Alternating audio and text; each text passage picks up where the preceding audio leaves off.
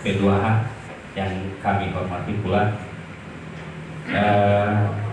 Tidak lupa terhadap sahabat-sahabat seperjuangan Kepala Resort Ambalawi dan Kepala Resort Masa Kota yang tetap mendampingi kami. Terima kasih waktunya yang diberikan kepada kami. Kami perkenalkan dulu, nama saya Muhtar, pengamanan hutan di Resort Masa Kota BKPH Mariando Komasya. Next, Mbak Nuri. Kondisi batas pada wilayah kerja kami. Oke sahabat, kita lihat ke sini semua. Fokus yang mana ini? Fokus di layar saja dulu ya, supaya kita bisa serius. Yang mana ini? Jumlah pal batas pada wilayah kontrol kami ada 35 pal, ya, mulai dari pal B225 sampai B260. Jumlah pal yang ditemukan, totalitas kami temukan karena baru kami lakukan rekonstruksi. Kondisi pal dalam keadaan utuh 30 pal, keadaan rusak bahkan dirobohkan ada 1 pal. Kondisi pal yang roboh dan yang dirusakkan pucuknya itu berada di mata air tadi, tapi sudah kami tancap kembali bersama Pak Farul dan Pak Ebin yang membantu di wilayah kami. Next, Mbak Nuri. Kondisi tutupan lahan dan areal terbuka kami gabungkan di sini, jadi penjelasan ada di bawah. Wilayah izin HKM Nanganaya Kapenta pada tahun 2012 seluas 750 hektar. Nah, yang kuning ini menjadi catatan penting kita.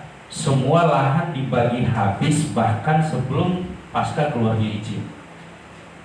Nah, sehingga tutupan sudah dilakukan pengerambahan secara ilegal kecuali dari HKM. Sehingga area yang terbuka sampai saat ini selain yang ditanami HHBK dan mata air berkisar sekitar 400 hektar yang kosong total. Jadi kalau kita bahasanya mutar di lapangan, yang tumbuh itu bukan kayu, tapi yang tumbuh adalah batu. Oke, next, Mbak Nuri. Mata air di sini ada sekitar 6 mata air tadi, mata air Mancasriba, mata air Buri, mata air Paha, mata air Potu, dan mata air Tote. Nah, yang masih bagus mata airnya mata air Mancasriba, walaupun sekarang berkurang sedikit, tapi pemanfaatannya sama. Cuman mata air Buri, mata air Paha, dan mata air Potu dan Tote ini dimanfaatkan oleh masyarakat penerima manfaat HKM ketika mata air Paha. Ada pimpinan. Ada pimpinan. Siap ada pimpinan. Nah, malah mata air Paha ini yang menjadi kejaran teman-teman di wilayah Oitote itu yang lumayan masih bagus. Sehingga cuman dibutuhkan yang 3 yang hitam mata air ini cuman dibutuhkan sama teman-teman waktu pas musim nanam, karena itu waktu itulah mereka hidup ini. Oke, next, Mbak Nuri. Peredaran kayu dan HBK. Kondisi areal yang sudah terbuka sejak tahun sebelum keluarnya izin berdampak pada pemanfaatan kayu yang sangat minim. Kenapa sangat minim? Karena memang sebelum keluarnya izin HKM dan pas keluarnya izin HKM itu sudah dibagi habis dan dibabat rame-rame. Sehingga kalaupun ada peredaran kayu karena adanya pemanfaatan akar sisa-sisa kayu yang hasil tebangan dulu. Dan ada pemanfaatan cabang-cabang pohon yang di sepanjang jalan. Yang kayak kemarin saya kira pertemuan di Resort Masa Kota 2 hari yang lalu, itu pun kami dibahas tentang ada penebangan cabang kayu sengon di lewat Mancasriba di Somata. Kebetulan saya kira lewat, sehingga naik tuta dia yang menangani kasus itu.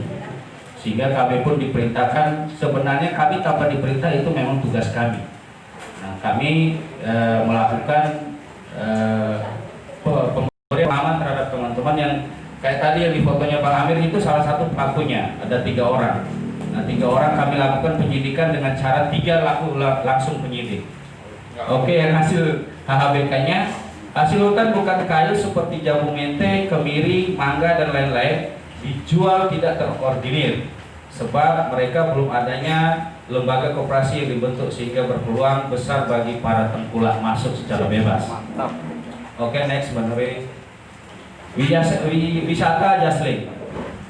Di sana ada ada satu kolam Cekopenta yang luar biasa yang memang belum dimanfaatkan secara maksimal.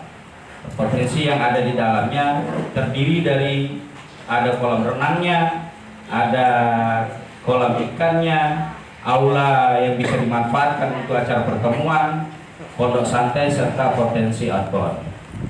Dan ada juga tempat selfie di sana pimpinan yang luar biasa. Tempat selfie ini berada di kelompok Mekar izin HKM yang bisa menyajikan keindahan kota secara keseluruhan kalau kita berada di atas. Sambil mendengar suara percikan air terjun Mancasriba, itu kedengaran dari atas. Pak Kasih PKSDA sudah pernah kami bawa di lokasi, tinggal kita bikinkan satu momen untuk membangun satu tempat VLC di sana pimpinan. Kalau wilayahnya pimpinan kami sudah siapkan di sana, minta kepada pemilik lahan itu sekitar 2 area yang untuk kami mau persiapkan untuk bangun tempat selfie. Oke, next Mbak Nuri. Pembinaan masyarakat kelompok. HKM Nangan Cekopenta dengan luas izin 750 hektar terdiri dari 7 kelompok. Ada KTHPK 1, KTHPK 2, Morisama, Mekar, Oirida, Tangga, dan Litote. Jadi keberadaan 7 kelompok yang berada di wilayah HKM Nangan Cekopenta ini masih banyak yang kami lakukan seperti pembinaan pertama. Pemberian pemahaman apa sih HKM itu sebenarnya.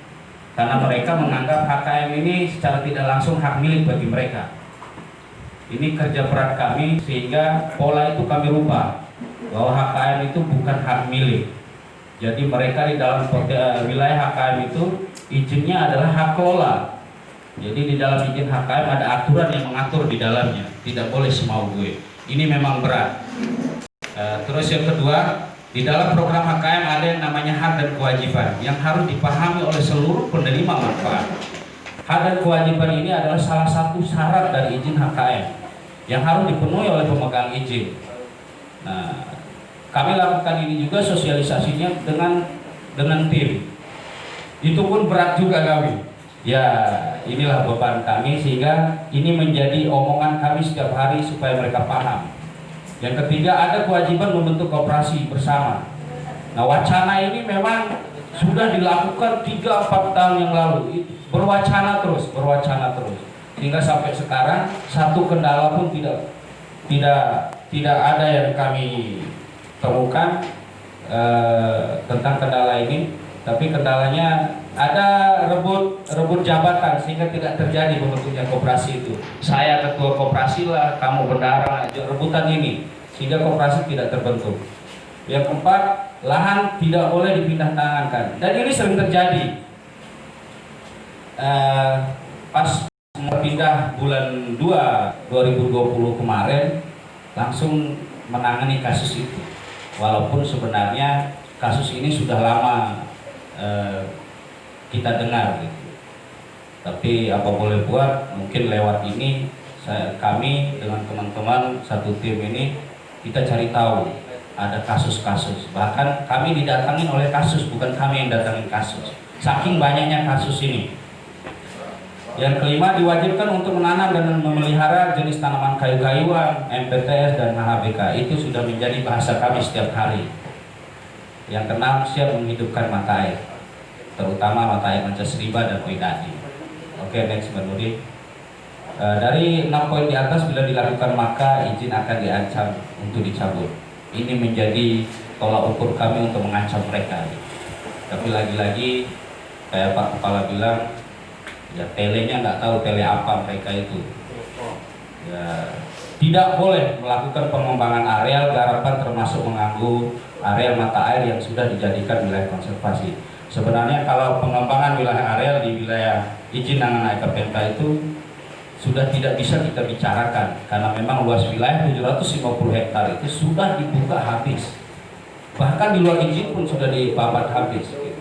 Nah, kalaupun ada yang terjadi sekarang pimpinan tentang terjadinya pembakaran, garapan lahan, itu semuanya yakin dan percaya bahwa itu di luar HKM. Oke, next Mbak Nuri. Patroli wilayah. Kegiatan kontrol wilayah kerja kami jadikan patroli rutin kami setiap hari. Dan selalu diupayakan untuk mendatangi wilayah yang diperkirakan menjadi target pengembangan areal garapan dan wilayah konflik